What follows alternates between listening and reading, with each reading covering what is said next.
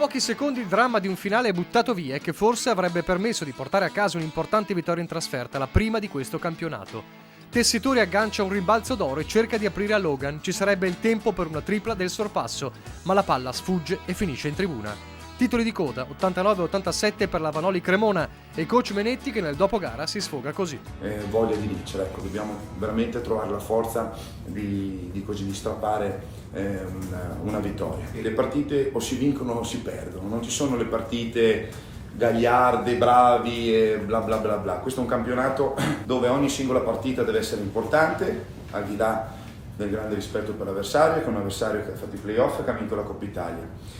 Quindi purtroppo abbiamo perso, vuol dire che quello che abbiamo fatto non è stato sufficiente. Strappare la vittoria anche perché la De Longhi per ora resta a 0 ed è un peccato alla fine di una partita che ha visto la detentrice della Coppa Italia ampiamente alla portata.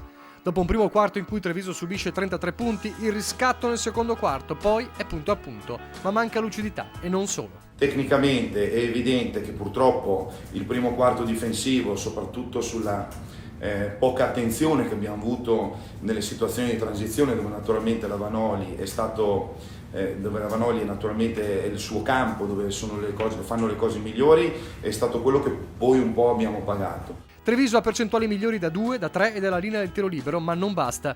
Cruciali rimbalzi in più catturati da Cremona, che arriva agli sgoccioli avanti di 2 punti dopo una tripla pazzesca di Logan a 12 secondi. Ed è qui che finisce la lucidità.